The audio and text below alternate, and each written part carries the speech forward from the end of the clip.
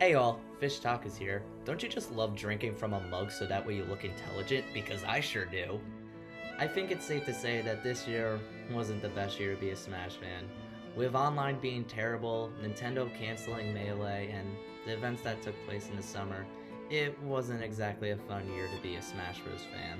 A fun look back at all the characters in Smash Ultimate can be something to lighten the mood a little. Now, this won't be limited to year 2, but the entire lifespan of Smash Bros. Ultimate. As you could probably guess, this video is very much inspired by Rock's retrospectives, so if you want a more professional style of these videos, I highly recommend checking out his channel. Finally, my friend Jax is going to be helping out with some of the characters he plays in this game. I'll also link his channel in the description. With all of that said, let's begin this giant adventure.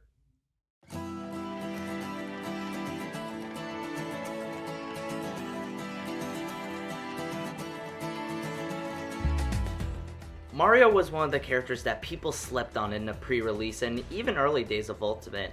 I mean, it made sense with the ridiculous up-tilt combos getting completely gutted. Then we discovered Mario's new combos! Yeah.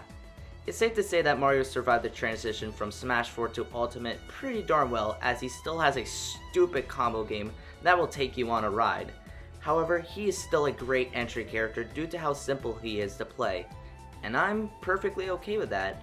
Mario is a simple yet destructive character that has left people's jaws hanging with huge upsets, and I am so glad that the most iconic character in video game history is an exciting yet balanced top tier. Donkey Kong is a super heavyweight, meaning that everyone was completely wrong about how good he was in the beginning of the game. Coming from Smash 4, Donkey Kong and his throw combo was nerfed, including his kill confirm he based his entire game plan around. To make up for this, Nintendo gave the Funny Monkey a bunch of buffs, such as buffing his overall speed and giving a side B super armor, leading to him being considered a high tier at the beginning of the game, with the Donkey Kong even getting 3rd at the first Super Major tournament. However, over time, people got better at keeping opponents in disadvantage, making it easier to kill Donkey Kong with one good hit. This huge flaw caused Donkey Kong to plummet down the tier list, despite both getting direct buffs and Donkey Kong players finding out new ways to perform his old kill confirm. Alright, time to put the cards on the table. I'm going to be super biased as Link is my main in Smash Ultimate. Link was already seen as a creative character to some in Smash 4, and in Ultimate the developers really pushed for this. With the new remote bomb, Link has become one of the characters to really catch people's attention. You can use bombs to set traps, mix up recoveries, and even pull off some ridiculous combos. Link can also be played in a very simple zoning game, using some projectiles and a big sword to wall the enemy out and take stocks pretty darn early. Now, I do want to say that there are some flaws. If you just want to go online and run away with boomerangs and nairs, you can do that, which can lead to the opponent feeling pretty frustrated. However, the good Links always put on a show and play the character in a variety of ways. I already feel like this character is underrated, however, I feel like eventually he could be a solid top tier. Throughout the first year of Ultimate, I really didn't know who to main, and I am so glad that one day I decided to try Link. As that one guy Dylan shouted out when talking about Samus on his livestream, I'm qualified to talk about this character, trust me. In the beginning of Smash Ultimate, Samus looked far worse than they were in Smash 4. The nerf to Samus' dash attack was the loss of a great burst option that led to a huge amount of percent, meaning Samus' neutral and punish game both seemed far worse. Over time, Samus players, mostly quick, found ways to compensate for this by optimizing the buff charge shot, discovering new ways to combo with the middle charges of the move at earlier percents and weak charge shot into kills at later percents. Despite being a zoner, Ultimate Samus also has a lot of great tools to deal with pressure, having large, strong aerials and a good up B at a shield to get opponents away from her so she can return to zoning. These strengths make Samus one of the best zoners in the game and a pretty cool character overall offline. Yoshi started Ultimate as a strong top 10 character, but gradually fell down to tier list. This is because he is very simple. While this means he is very easy to pick up and learn, it also means other more complicated characters will advance while Yoshi falls behind. However, this character is still a terrifying high tier due to a really good air game and other pretty good factors. If there is any problem, Yoshi will always have at least a decent answer for it. Yoshi isn't exactly the most fun character to fight in my opinion, but hey, that's just my opinion. Kirby is one of the characters who I think is pretty underrated in the current meta. He's kind of one of the characters that people put into low tier without exactly thinking about it. Now this is justifiable in early Ultimate, but after getting buffed in multiple updates, I'm beginning to disagree with this opinion. Don't get me wrong, he isn't a hidden high tier, but he has enough sauce to be considered a lower mid tier. I just think his combo game and small hurtbox is enough to consider him to be pretty decent. A lot of people also really want a moveset redesign as they feel he lacks a lot of fan service. Here's the thing though, he's the perfect character to learn basic Smash with. If you were to play against your mom or a casual Smash player, they would most likely pick Kirby. Now, I do feel like Kirby can maybe use 1 or 2 more buffs, but overall I think he's in a good spot for an entry character. Hey, remember the pre-release days of Ultimate where people thought Fox wasn't going to be good? That was certainly a time to be alive. Almost immediately after Ultimate came out, people realized that while Fox wasn't as good as his Smash 4 counterpart, he was still a character to fear. Not only is he a character to fear, but also a character to love actually. Fox follows the glass cannon design almost perfectly. He can be completely obliterated as he is a character that gets comboed hard but also killed easily. However, he can also rush in, overwhelm the opponent, and then kill them easily. This can lead to some pretty hype gameplay for the players and the spectators. You always know the set is going to be a nail biter when you see someone pick Fox. In the first year of Ultimate, there was always a fun debate about who the best character in the game was. After all, there were a bunch of characters who could fight and win that crown. In year 2, it isn't even close. Pikachu is busted. Pikachu basically has no flaws, and any flaws someone can argue can be seen more as a trade-off. This character can kill, approach, play passive, perform destructive combos, edgeguard. Yeah, it isn't even close in my opinion. The only real reason why I can see some doubters disagreeing with this is because there's only one true top level rep. However, for a good chunk of the roster, Pikachu is their worst matchup, and I think it's safe to say that we have no idea what's going to happen with this character in year 3. When I originally wrote this script, I was going to try to sound nice and professional for this character, but screw that! I hate Luigi! Can someone explain to me why the developers thought it was fair that Luigi would be able to have a 0 to death off of a grab? He also has combos that do 80%. The recovery argument that makes this character look mid-tier doesn't exist because the character's recovery isn't as bad as people are saying. I think this character could potentially be a top tier. People need to realize that this character puts a special fear to whoever he fights. I hate Luigi! Here's a hot take. Ness is kinda cool. Don't get me wrong, quick play Ness is an actual hate crime, but I actually enjoy watching good Ness gameplay. The character does a bunch of damage, but is also pretty flashy too. I do have to ask why they decided to buff him in 9.0. Ness was already good enough to be a high tier and they decided to buff him? Can I ask why? He was already a character most people despise, and buffing him seemed like a jab to those people. Still though, I feel like the hatred for Ness will go down a little once offline tournaments return. Captain Falcon is a weird character to talk about. On one hand, there's tons of people who absolutely love the character, and main him as he is one of the most iconic video game characters, more from Smash than his own home series. On the other hand, there is tons of complaints about Falcon. Falcon started Ultimate kind of underwhelming, but got buffs from multiple updates as time went on.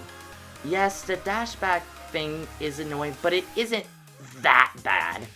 I see many complaints about how Falcon is a bad character, and I have to ask, how is this true when Falcon has stuff that combos into his knee of justice? You know, the move that has a sweet spot that hits like a truck? Sorry for the negativity with this one, but I feel like Falcon has become a bit of a dumping zone for petty complaints, and I really hope this changes in the future. Ah yes, the best Smash character ever created, Jigglypuff. And when I say best, I'm not referring to actual viability, because our Lord and Savior is probably in the bottom 10. Before Ultimate came out, people had high hopes for Jigglypuff, mostly due to the changes to air dodges that made it easier for edgeguard characters and recover. While this is a big help, Puff still has massive weaknesses. The Funny Death Balloon is the second lightest character in the game, meaning you have to hit Puff less than almost every other character in order to kill them. She also has a hard time approaching, with swords and zoners giving her a hard time in neutral and disadvantage. The only tools Puff has to make up for this are her great edgeguarding and rest settings. However, there are many characters in Ultimate that are extremely difficult to edgeguard, especially for a character with small hitboxes like Jigglypuff. This combined with how hard and inconsistent rest setups can be, give Puff a few matchups that are borderline unplayable. So yeah, my real main and the source of my depression is still a bad character. Now stop showing the clip of me losing to Tweak Dylan. No! Has been one of the most consistent characters throughout Ultimate. He's an amazing combo game due to her float, down tilt, and turnips, which all either lead to huge percent or kills at later percents. Float also gives Peach a ton of mobility options no other character has access to, giving her mix-ups and disadvantage and allowing her to go far off stage to edgeguard. Peach's only big weakness is that she can struggle with getting camped out, since she's still somewhat slow and isn't able to camp out characters with better projectiles than her turnips. So yeah, Peach good.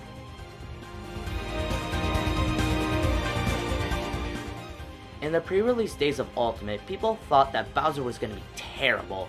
This is because he lost his ridiculous grab game from Smash 4, and without it, he wasn't really the best character.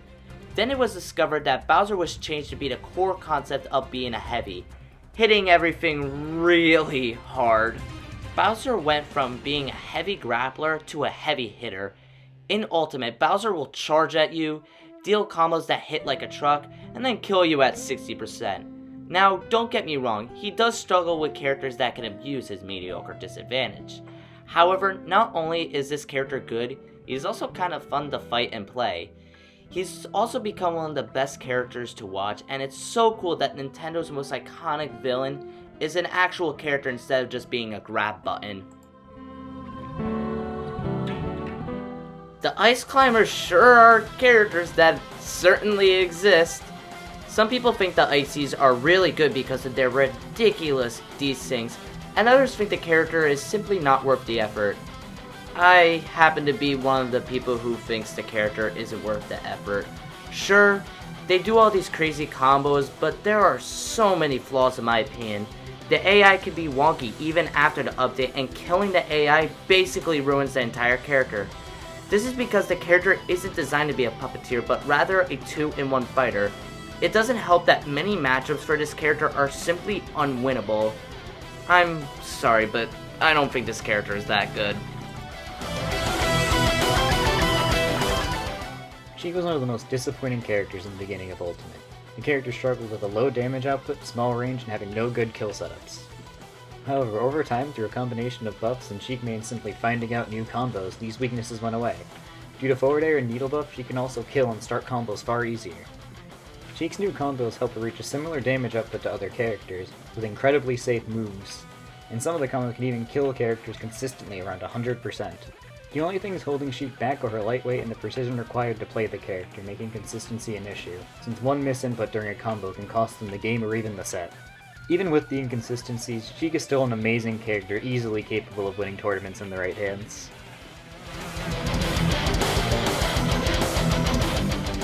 Zelda was a character that many people were hyped about before Ultimate's release, as people thought she would finally be good.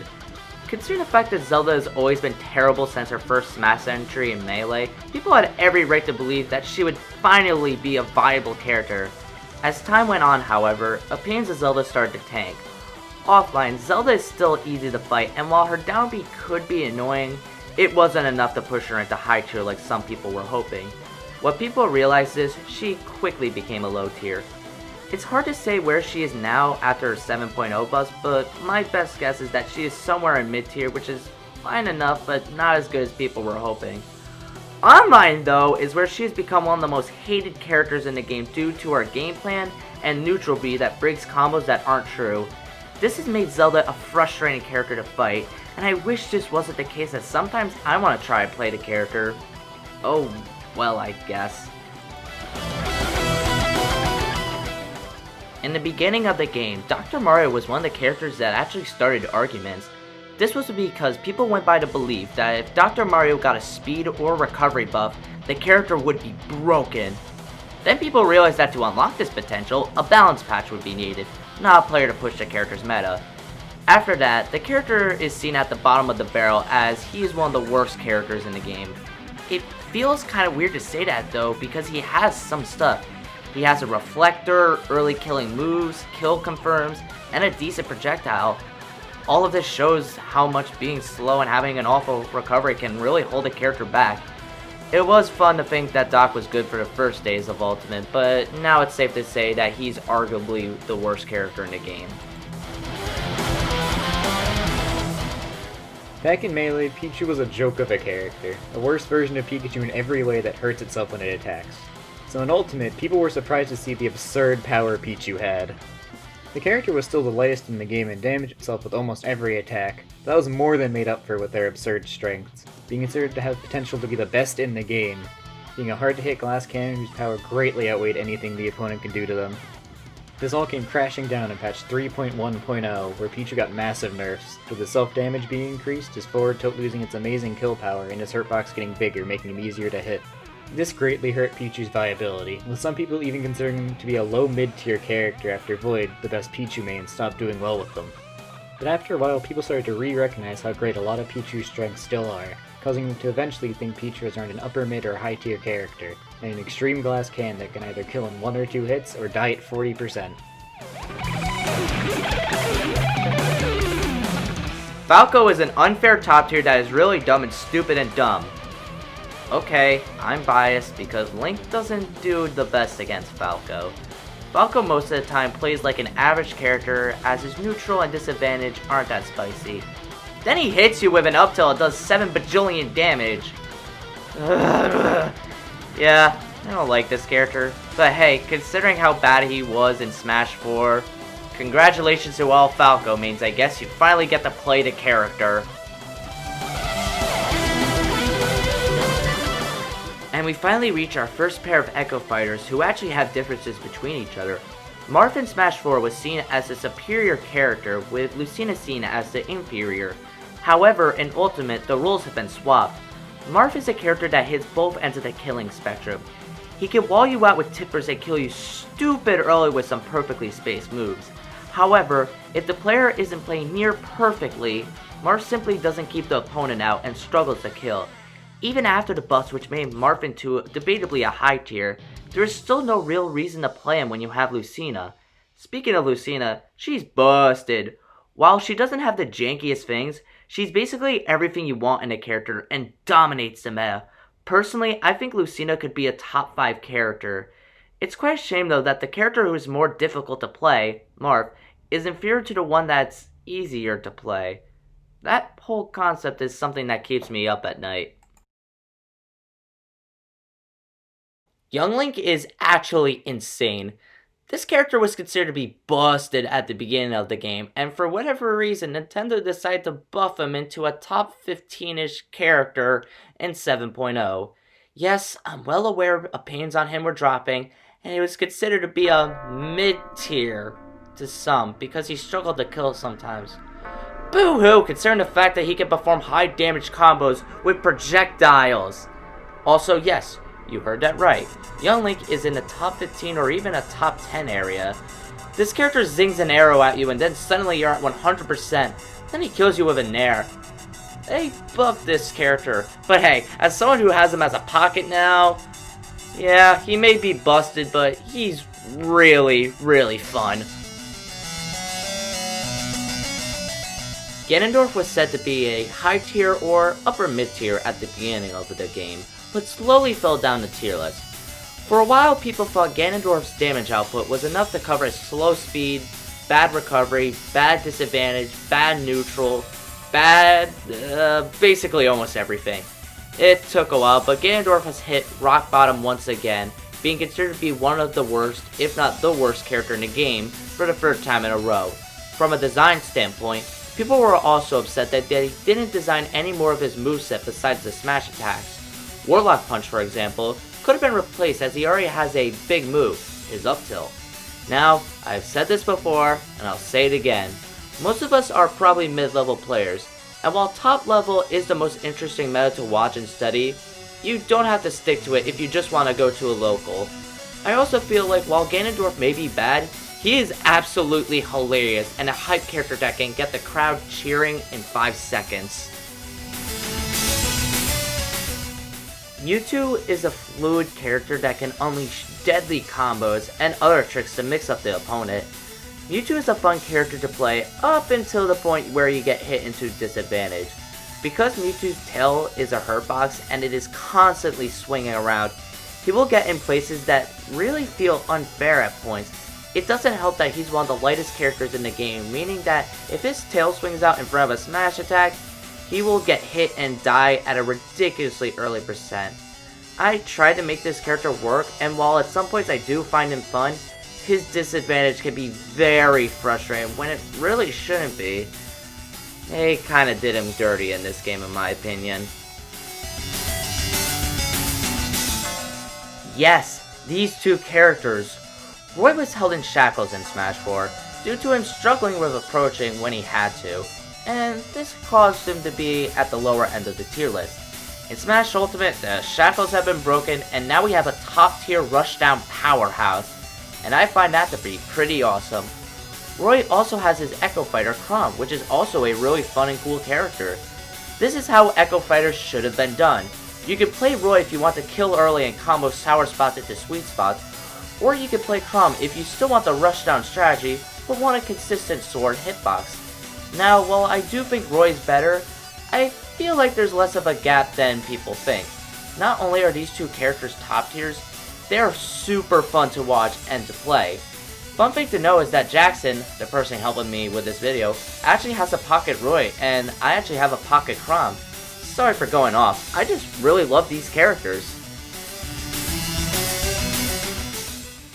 Game & Watch. A character that went from a cool underdog in Smash 4 to an annoying, hated, stupid top tier in Ultimate. At first, no one knew how to play Game & Watch due to how different he was from Smash 4, causing Game & Watch players to take a while to get results in Ultimate, till eventually Meister was able to perfect the character of the game to sweep through tournaments with him.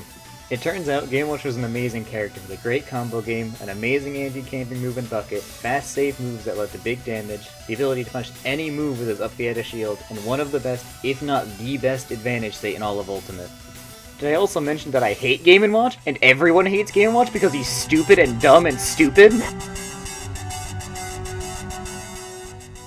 Meta Knight is one of the characters that just exists, I guess. He was said to be good in the beginning of the game, but then just sort of faded away. It's mostly because of how messed up his design is.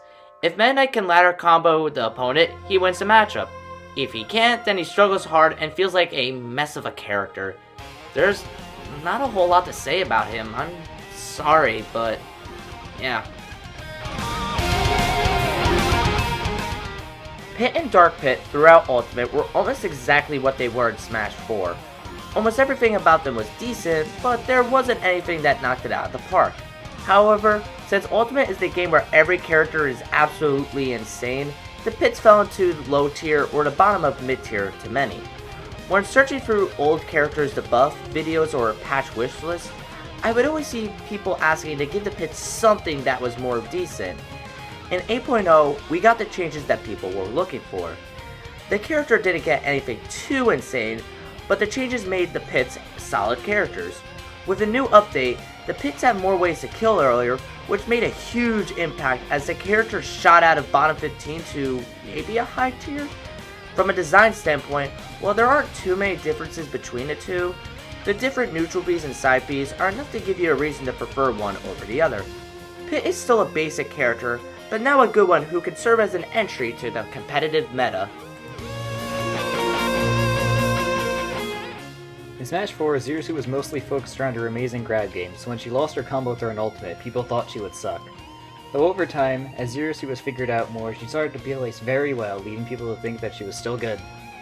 Zero Suit's major strengths are her great neutral and disadvantage, which means that most of the game you're forced to play neutral against a character as one of the best ones in the game. Zero Suit also has a lot of cheese, with ladder combos and Nair flip kick being extremely early kill options if they're positioned correctly. Eventually, everyone seemed to agree that Zero Suit was still an amazing character. Except the best Zero Suit player who thinks ZSS sucks. I remember seeing a lot of comments about how Wario wasn't going to be good before Ultimate's release. Considering the mess he was in Smash 4, I don't exactly blame these people. However, I think it's safe to say that people don't think that anymore.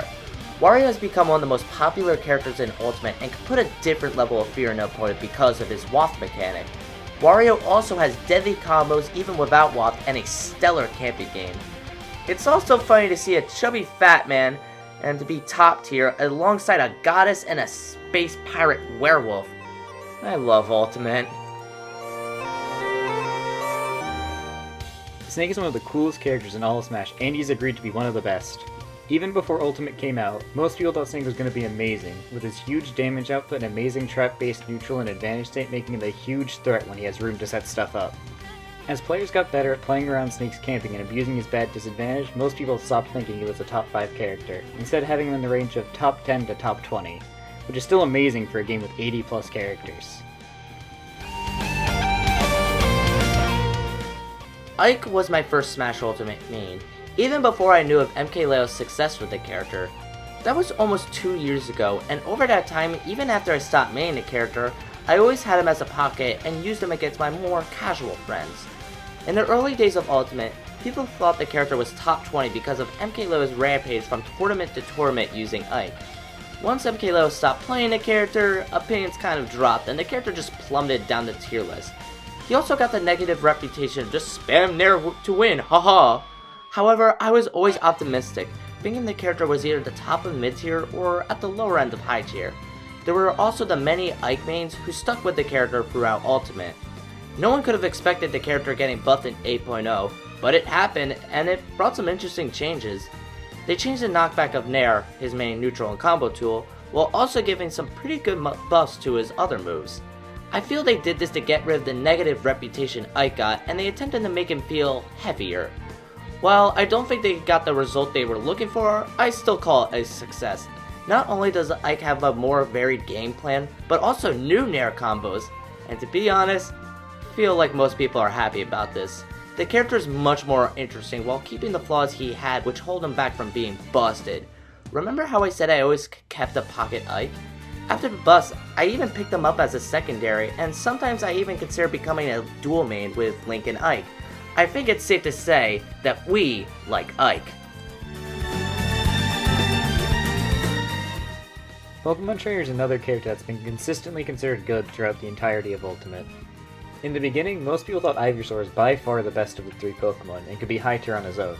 However, over time, somewhat due to Ivysaur's nerfs, he slowly became the worst of the Pokemon, with Squirtle and Charizard being far better on their own, and Ivy struggling due to his bad neutral. However, while Ivysaur got worse, Squirtle and Charizard both got better, making the character more of a team rather than 2 bottom tiers in Ivysaur. The gimmick of having 3 decent characters stapled together means that trainers' strengths and weaknesses can change in an instant. Squirtle is a lightweight with a lack of kill power, but strong early percent combos, a good neutral, and good disadvantage. Ivysaur is a bad neutral, vulnerable to being camped or rushed down, but has amazing advantage and solid disadvantage state. And Charizard has a huge hitbox and a bad disadvantage, but he makes up for it with dumb kill power and living forever. Since most of the character's weaknesses are covered by the other Pokemon, it's important for both the player and the opponent to be able to switch how they are playing the matchup as soon as the trainer switches. However, there are also some weaknesses that all 3 Pokemon share, such as having trouble against projectiles and sword characters with good advantage states, so they can really struggle in those matchups no matter what Pokemon they are using. Despite this, Trainer is a great character overall, and with how fun they are to play, it makes sense that they're one of the most played characters.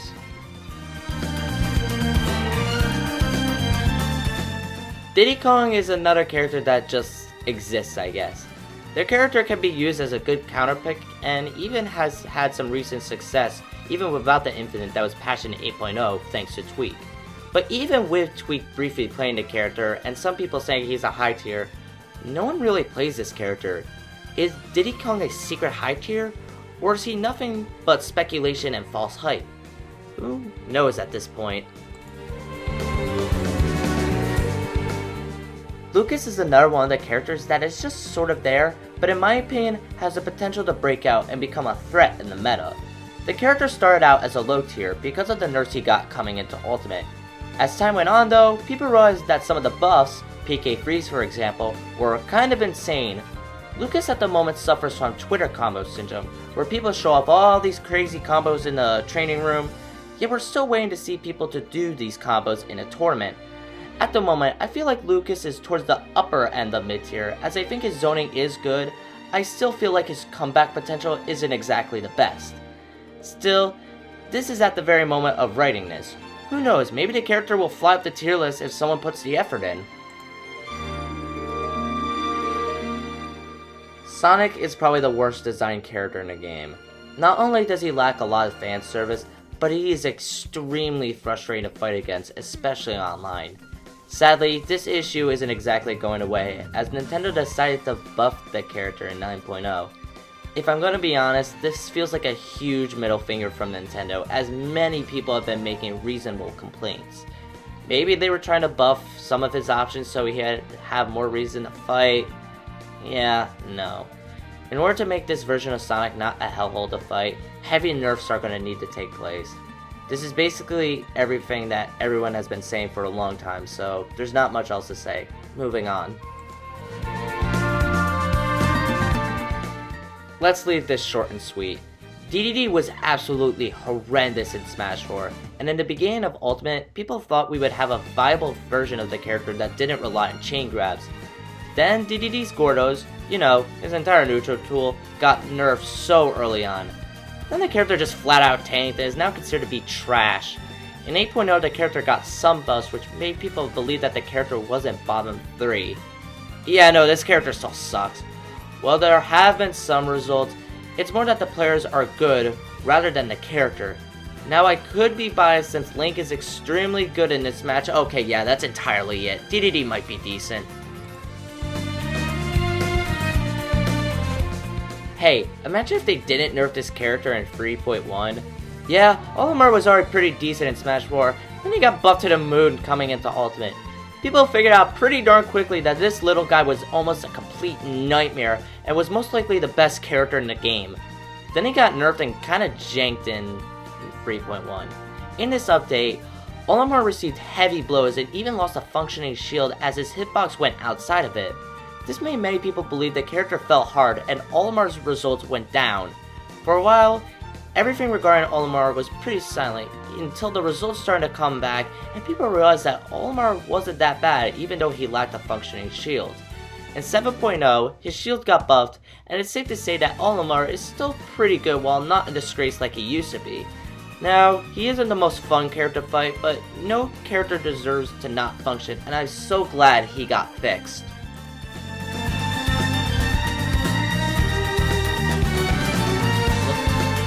Anytime I mention this fucking it's like to remind me I made a video that about what happened to Lucario. So, let's leave this sweet. The character is terribly designed, and fell down the tier list. Oh boy. Boo-hoo, an obscure character is bottom tier. Now can I please stop mentioning this character?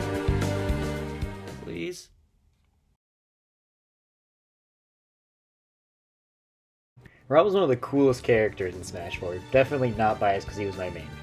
Back then, the character was based around different traps and setups you can do with the gyro, which gave him unique ledge trapping, cool combos, and a decent way to cover the ground. Despite this, Smash 4 Rob still wasn't great, having a bad disadvantage and not great moves overall, which made him heavily rely on his gimmicks to stand a chance against top tiers, meaning that when you did see a Rob pull them off to win, they were hype. The problem with Rob in Ultimate is that he's very good even without his gyro, making the setup seem more annoying and unfair for the character to have on top of all his other stupid strengths. This, combined with other annoying moves like Nair, which can do almost everything for him, made him seem even more brain dead. He nairs, down tilts, and uses projectiles in neutral, which are all extremely safe. He nairs at a disadvantage since it's safe on shield when spaced well. Nairs at an advantage since it covers a large space and is pretty fast. And uses Nair for kill confirms into side B, which can kill at 0 if you loop Nair into Z-drop gyro. And as you can imagine, when people have to deal with all these annoying moves already, having to avoid gyro tricks just adds to the hate towards Rob, since a top tier cheesing out a victory in either a winning or very winnable matchup without cheese is annoying, and a bad character cheesing a win in a matchup they should never win is a hype upset. On top of that, his only weaknesses are getting off ledge and getting out of combos, so characters who can't abuse that feel like they don't even get to play the game. Rest in peace, Cool Rob. I miss you. And to those who still play Robin Ultimate, I hope your amiibo gets stolen. Toon Link has always been one of the characters that people have been saying is really good, but has never had a player base. In this game though, I feel like the character isn't worth the small hype he gets. I don't think Toon Link is directly bad, but he just feels so inferior to almost every other character in the game. The character is decent in everything, but never has anything amazing. He gets a ton of reward off of Bomb, but really does nothing else. I tried to play this character as a main, then moved him to my secondary, and then just dropped the character. He just feels like the stinky version of the other two Links. The other two Links are simply firecrackers, and Toon Link just feels like a dud at points. I do feel, though, he's the easiest Link, so he could be a great way to the character archetype, I guess. Wolf is a rare character in Ultimate. Not many people think he's good, but he has a small player base who have faith in him. Yeah, that's a filthy lie. Wolf is one of the most common characters, with many top players pocketing or maining the character. And that's just top level, as I feel like everyone, no matter what level, has encountered Wolf online or at their tournaments. He is very easy to pick up and learn, but also has a ton of insane potential. If there's a situation in Ultimate, he has a solution even after the many nerfs he's received. Now, a lot of people do hate on the character, some calling him a tryhard pick. Yes, the character is easy to use, but he still is a character you just can't pick up. Smash for a Cloud, Brawl Meta Knight. Villager kicked off the beginning of the Smash 4 roller coaster and really showed off how far the creativity was going to be pushed for the characters in that game with one of the most unique movesets in the roster. Even now, the character feels like one of the standouts. In terms of creativity, he's a top tier. However, from a competitive standpoint, he feels very underwhelming in Ultimate. I try to say that character still has sauce, but man, he just feels so weak compared to other characters. I say he's viable, but just not as Stena, and I feel like he's almost bottom 10 at this point. I know he wasn't the most fun character to fight in Smash 4, especially with the abomination of custom moves, but he still feels disappointing. Or maybe I'm just biased because I play a Zoner, and I have no right to say Zoners are annoying. Anyways, moving on! Mega Man was a faithful recreation of his home series, and was also a pretty good character in Smash 4. In Smash Ultimate, he's still a faithful recreation, but man, is he completely insane. People were somewhat nervous that he wouldn't be good after he lost his footstool combos from Smash 4. Then we figured out how good Leaf Shield was. Okay, he did get other buffs and is a good zoner, but Leaf Shield is definitely the star of the show sometimes. The character is a rare sight to see in tournaments, but when you see him, you know he's gonna kick some ass. In Smash 4, Wii Fit was more of a joke pick than anything else, which makes sense since she's the joke character of that game. She had small, weird hitboxes, a low damage output, and horrible mobility. This led to Wii Fit players needing to camp on the ledge with side B in order to win matches, by abusing the fact that people either didn't know the matchup or were too impatient to play around it properly. In Ultimate, Wii Fit got fixed, getting bigger hitboxes and a higher damage output, which became absurd when paired with the new buffed Deep Breathing. Deep Breathing in Ultimate turns Wii Fit into a high-energy move-that-body type of character when activated, further increasing her speed and damage to insane levels for 13 seconds. This made Wii Fit a somewhat viable character without the need to camp the ledge, making her more enjoyable for both the person fighting her and playing her. The problem with buffing Wii Fit's damage, however, is that her ledge camping becomes even scarier than it was before, meaning that people who really wanted to win with Wii Fit still stuck with that, leading to Wii Fit being one of the coolest or lamest characters in the game depending on how they chose to play. Since most people chose to camp with her, she's extremely annoying and hated in Ultimate. If there's a character in Ultimate that I think is pretty good at the moment, but can be turned into an almost unstoppable top tier, it's Rosalina Luma. As she transitioned from Smash 4 to Ultimate, her absurd rage combos and kill confirms were almost completely gutted, and Rosalina was nearly dead on arrival. There were many people who had interest in the character, or maybe just played them here and there, but you would almost never see the character in a tournament. Even the Buzz stopped playing the character for Olimar. Then 3.1 came out. Among all of the insane changes, some of the changes were buffs for Rosalina. Because of the buffs and Olimar getting nerfed, we ended up seeing the character brought out more in tournaments. Nowadays, people just throw the character to mid tier without really thinking about it, even with the Buzz's high opinion of the character. However, I think people sleep on this character. People often think about the Ices as the technical underdog of the game, while they forget about Rosalina. What makes Rosalina so good is the fact that her entire moveset is meant to control the Luma and do crazy things. The character is very difficult to play, which is why we don't see the character, but with the Buzz showing off what the character can be, I think people should be afraid. Rosalina may be a mid tier to many now, but just wait until people start to figure her out. Little Mac is simply a toxic mess, and this isn't a controversial statement. If you try to interact with the character, you're most likely gonna get run over. This makes camping the viable strategy, which is just frustrating for the Mac player and boring for the other player. If Little Mac is brought into the next Smash game, I think the core idea of an extreme ground fire should be abandoned, as this design is beyond frustrating and kind of out of place for a platform fighter. Sorry, this character is just a mess and there's not much else to say. There isn't exactly much to say about Greninja, as he's been consistently good throughout Ultimate, just not as good as some people thought. People initially thought the character would be bad due to the removal of his footstool combos, but he turned out to still be a combo machine. He does struggle with out of shield options and isn't widely considered to be top 10 or top 15 like he used to be. However, he's still a character that can create hype moments when watching and can be pretty fun to fight sometimes. Overall, good job Nintendo. The Mii fighters in Ultimate feel like proper characters that have all had their time in the spotlight.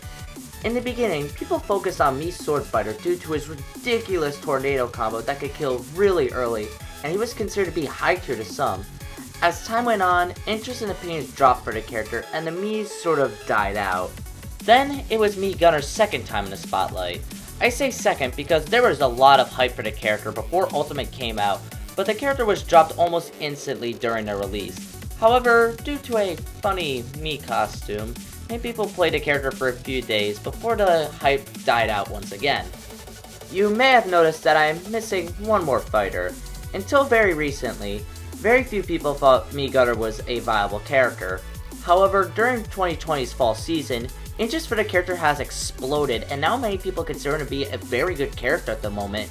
Mii fighters were abandoned and forgotten about in Smash 4, so it's really nice to see him in the spotlight. Even though the other two don't appear much anymore, there are still dedicated players who we see now and then, and I'm happy that these fighters are no longer forgotten about. In Smash 4, Palutena was a custom moves character, meaning when they got banned, she felt incomplete, their only viable moves being her good aerials, dash attack, and grab. In Smash Ultimate, they decided to actually give Palutena moves, with their neutral B and side B being good projectiles now, her tilts not taking 15 years, and her smash attacks actually matching their animations. On top of that, they buffed her already amazing aerials, with forward air and back air being more safe, and nair being a better combo tool. This shot Palu up to top tier, even top 5 for some people, now that she can do anything you would want a character to do. Palutena also doesn't really have weaknesses, with their only slight flaw being that her teleport recovery is easy to 2-frame. This lack of weaknesses means that to beat Palutena, you either have to have better strengths on your character or to just outplay the Palutena in order to win, which combined with the fact that Palutena isn't that hard to play makes a lot of people dislike her. Overall, Palutena in Ultimate shows how having actual moves makes a character good. Crazy.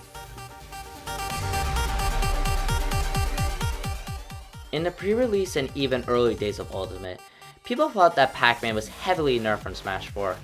Keep in mind that Pac-Man was already a bad character, and considering the fact that many people thought the character was nerfed, yeah, no one believed in the character at first. But then we saw some of the sauce of the character. He has an amazing grab and an explosive combo game, with also having abilities to stall out the game completely. Pac-Man slowly but surely rose up the tier list and is now considered to be top tier to many. He's also one of the characters that many people believe can be broken because of all the shenanigans with bonus fruit. It's pretty darn strange to say that your character has a losing matchup against Pac-Man. I can't be the only one that thinks that sounds pretty wacky. Robin is one of the more obscure characters in the game with some of the more interesting gimmicks. The special moves are all very good, but they can actually run out of uses for a decent amount of time. He also doesn't get his stronger sword at the start of the game, making Robin a bit more of a challenge to use, requiring a specific personality to play the character.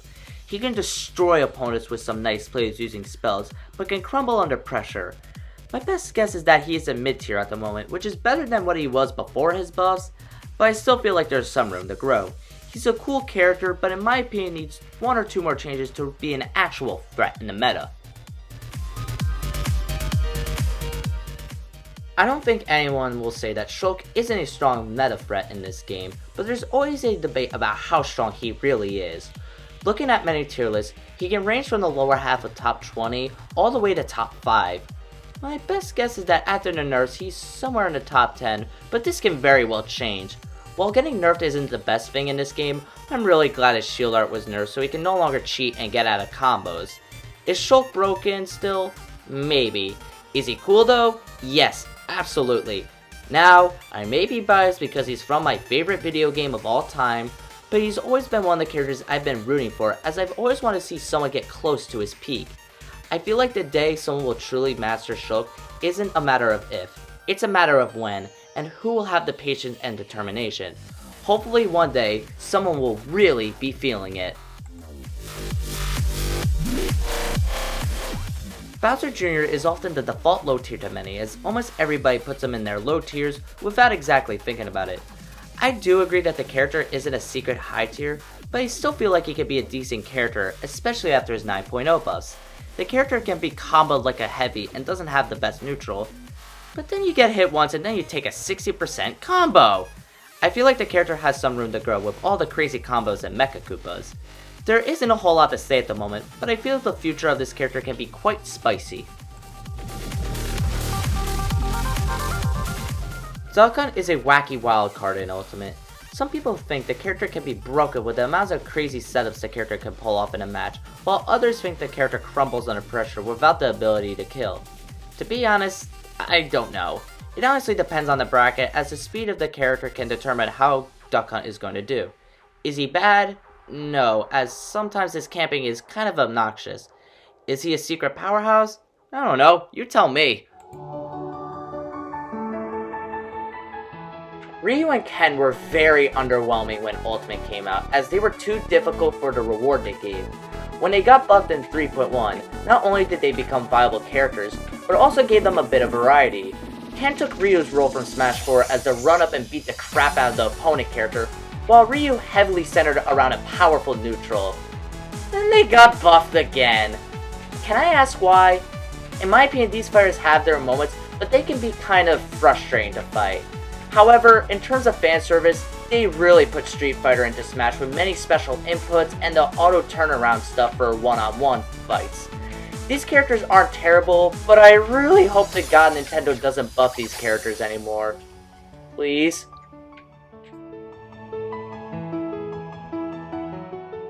In the final few months of Smash 4, I became interested in Smash Bros. And started learning the game at my friend's house. I was never exactly good with the characters I was using, as my friend had much more experience than me. Funny how when I picked Cloud, I started winning! Yay!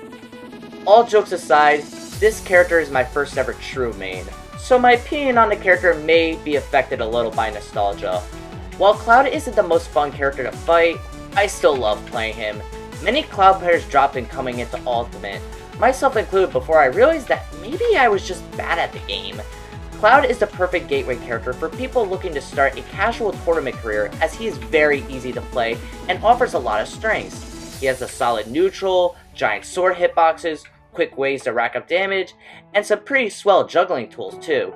Now, I won't lie, he does have annoying factors like his up B out of shield and his dominance online. However, I still love the character. He may not be my main nowadays, but I will always keep a Pocket Cloud, as limits are meant to be broken.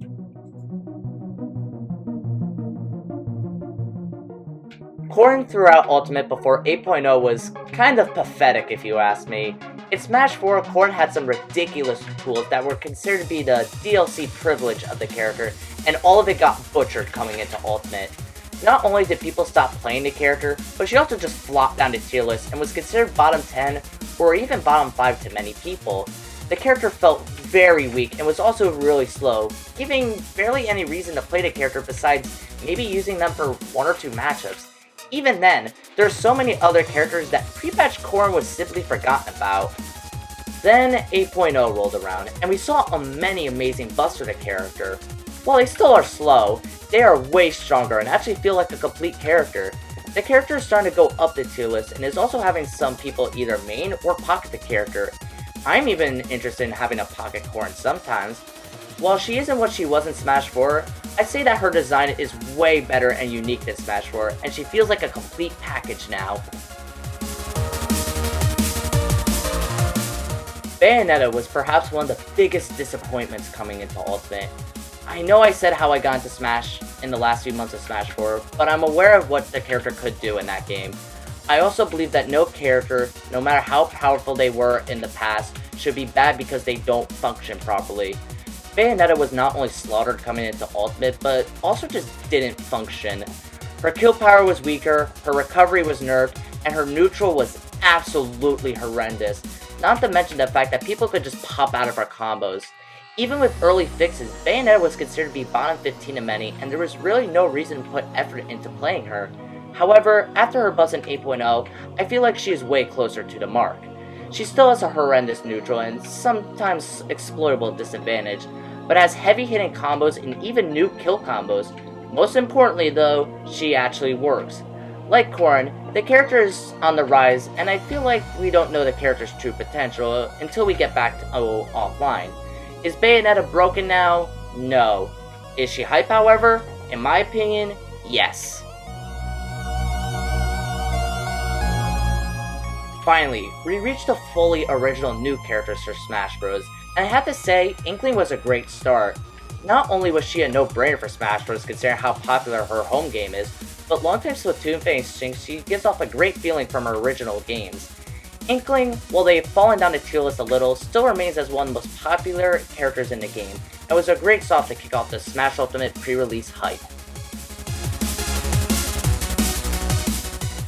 Despite never playing a Metroid game, Ridley was the character I was most hyped to play during the pre-release days of Ultimate.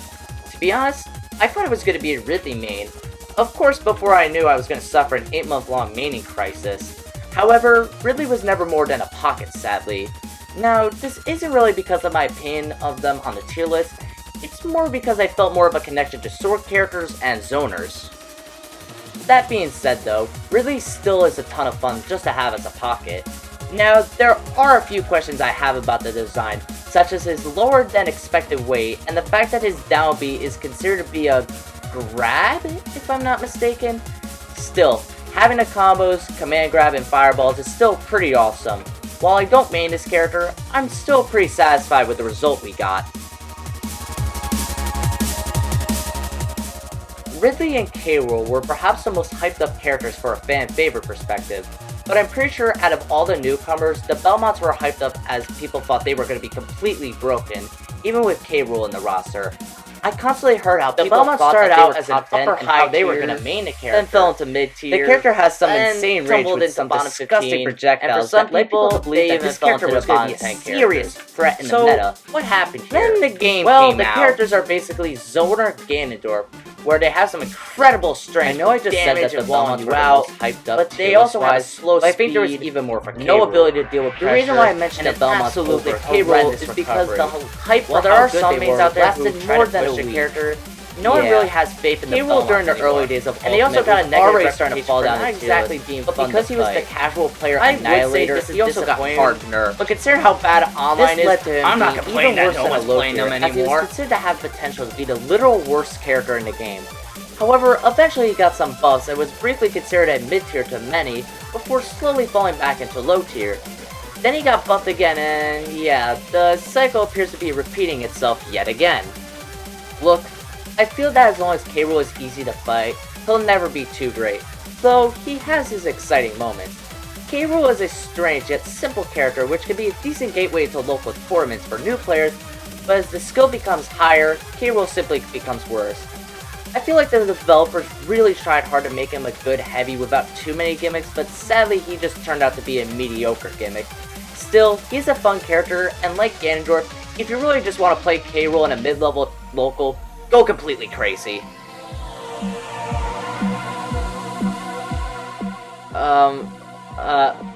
Excuse me? Isabel...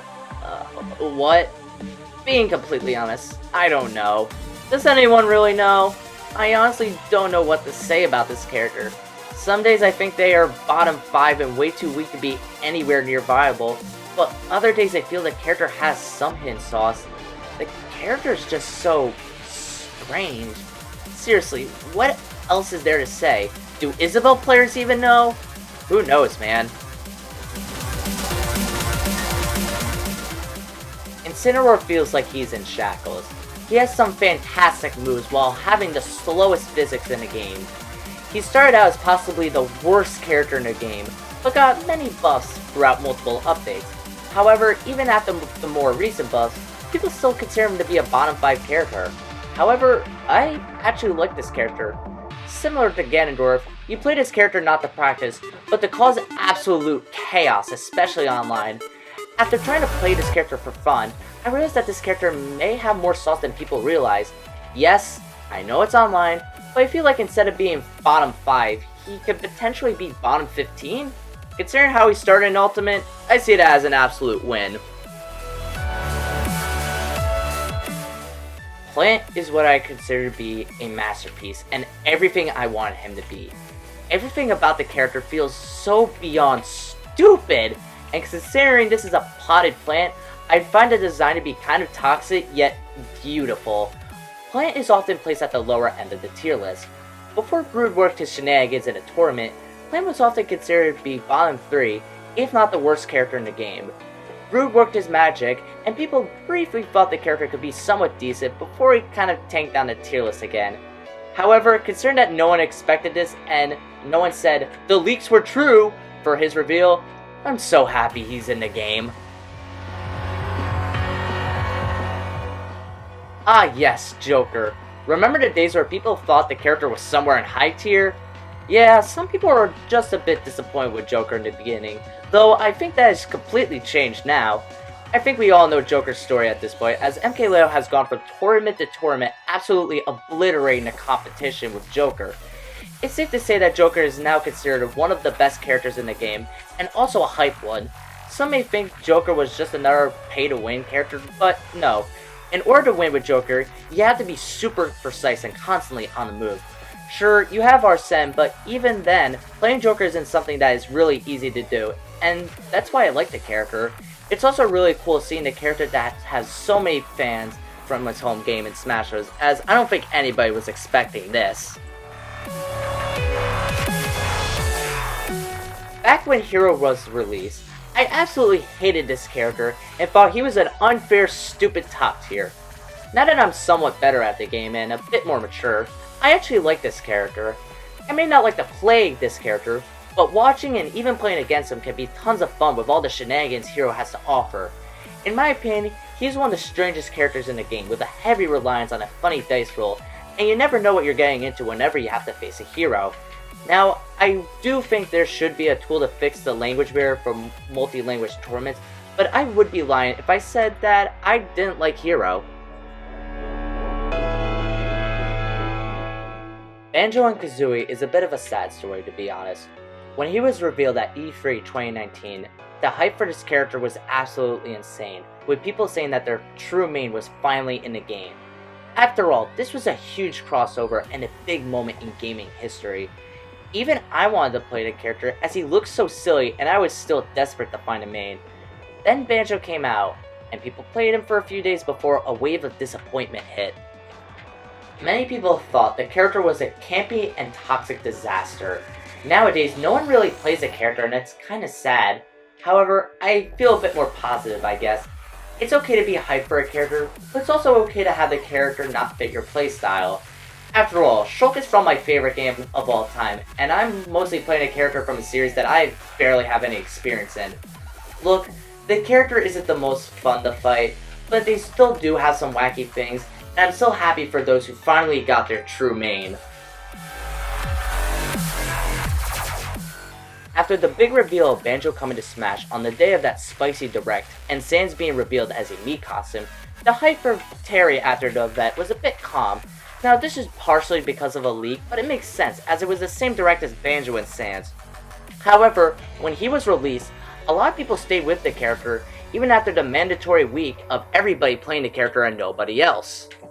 He is another one of the fighting game characters where he has an auto turnaround mechanic and special inputs. However, then there are the super moves that can change the game almost instantly. I'm going to be honest and say that of the 3 fighting game characters, this one is by far my favorite. The Shotos can be exciting, but they also have some janky stuff and over-reliance on a few moves. Terry, even with a few super moves, is still very fair and fun to fight. He has an average neutral and disadvantage, but when he gets in on you, he's going to hit you with a flashy, exciting, and devastating combo. I often hear how he could be argued as one of the best designed characters, and considering how much I love to play against Terry, it's pretty hard to disagree. Oh boy, here comes a fun one. From the moment of their reveal, Violet has always had a truckload of negativity. Not only are they another Fire Emblem character, but they aren't exactly a good or original Smash character either. Then there's me, who actually likes playing the character for whatever reason. I feel like Violet is a pretty alright character that can do some cool things, and Fire Emblem fans probably got their most wanted character, so I'm still happy for them. I also think it's funny that a good chunk of the negativity went away as soon as MKLeo started using them in tournaments. Look, I don't want to be so negative to the close of the video and put a bad taste in people's mouths, but Min Min was kind of a letdown. Not only was her initial reveal handled very badly, where Nintendo was like, hey, an ARMS character is coming to Smash LOLXD, but also the character just isn't fun to fight.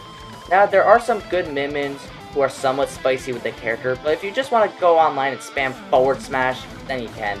Sadly, this character did start the idea that Ultimate was dying, and was even hit hard with people saying that she could be the next Bayonetta. Yeah, Min Min kind of landed the wrong way and put a bad taste in people's mouths. Let's do these two a little bit differently, as while their movesets are entirely different, I do feel like they are in a similar camp. Starting with Minecraft Steve, he isn't exactly the most fun character to fight, and he isn't exactly my main. However, this character is still a masterpiece when it comes to just looking at the design. The creativity that went into Steve was freaking insane, and his reveal was easily the most hype for me. Then, we have Sephiroth. This character wasn't exactly the most exciting for me because Final Fantasy VII isn't exactly my cup of tea. But for those who are into Final Fantasy VII, yeah, the hype was to the moon. He came out of left field, and while he seemed like he should be broken, he's actually pretty well designed. It's safe to say that 2020 was a pretty bad year to be a Smash Bros. Fan. However, it feels like we can look back at this year and see these two reveals as positives. It seems like people are excited for one or the other, or sometimes both, and to be honest, I can completely see why. These two characters are, oh my god, the hype for them was absolutely insane. 2020 started with reveals that left bland taste in people's mouths, but these two remind us why this game is called Super Smash Bros. Ultimate. With all of that said, the biggest project of my life probably is finally done. I'm not even going to go off a script when I do this portion of the video, but thank you so much for watching it, and also thank you for my friends for supporting me throughout this year. It's been kind of rough, not just for Smash Fan, but really school in general, as things have been turned on its head. So now, I turn it over to you, viewer. Do you have any stories of a character you like or dislike? Why don't you throw it down in the comments below? I'll try to read as many as I can. This is only going to get like 2 views. But anyways, thank you everyone so much for watching and supporting me, and I will see you in the next video.